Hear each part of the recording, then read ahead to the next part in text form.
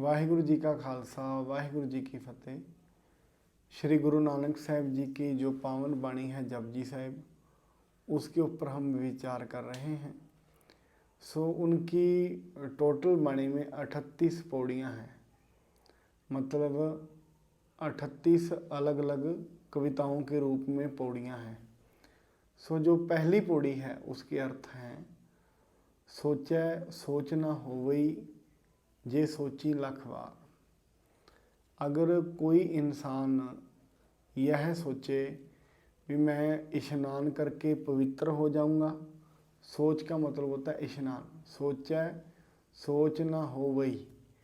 अगर मैं चाहूँ भी मैं हजारों बार स्नान करके अनेक तीर्थों पे अपने शरीर को धो के मैं पवित्र हो जाऊंगा, तो वो पवित्र नहीं हो सकता। सोचै सोच ना हो वही जे सोची लाख बार। अगर मैं लाखों बार भी वहाँ पे स्नान करूँ तो मैं पवित्र नहीं हो सकता।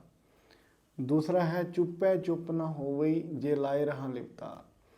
अगर कोई ये बैठे मैं मौनी बन के बैठ जाऊँ, मैं मौनी जीभ को तो मौन कर सकता हूँ पर अपने मन को मौन नहीं कर सकता।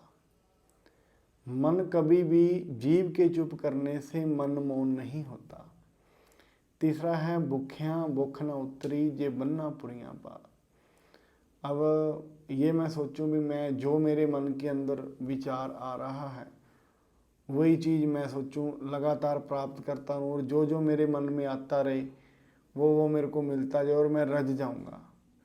ऐसा नहीं होगा। मन की जो भूख है वो लगातार बढ़ती जाती है। भुखियाँ भुख न उतरी जे बन्ना पुरियाँ पार। सारी दुनिया का धन पदार्थ भी दे दिया जाए फिर भी मैं रजूंगा नहीं। चौथा है सहज सियाण भाला खोहे ता एक न चलै नाल। एक व्यक्ति सोचे मैं ग्रंथों को पोथियों को पढ़ पढ़ के ज्ञान इकट्ठा कर करके मैं जिंदगी के अंदर प्रभु को पालूंगा, नहीं। ग्रंथ और पोथियाँ सहायक होती हैं अगर हम उनके ज्ञान को अपनी ज़िंदगी में लागू करते हैं, अन्यथा वो हमारे किसी काम नहीं आती। अगर मैं उनको पढ़ के विचार के और दुनिया को सुनाने तक सीमित रहता हूँ फिर वो मेरे किसी काम की नहीं है। इसके सहज सियाण भाला खोहे ता एक ना चलै नाल। फिर गुरु नानक साहब जी क्वेश्चन खड़ा करते हैं कि सचियारा हुई है, फिर मैं उस परम अवस्था को प्राप्त कैसे होऊंगा। केव सचियारा हुई है कि कूड़े टुट्टे पाल। जो मेरे और प्रभु के अंदर बीच में जो कूड़ की झूठ की जो दीवार है, जिसके कारण मैं अपने आप को भिन्न समझता हूँ उससे और उसको प्राप्त नहीं कर सकता, वो टूटेगी कैसे।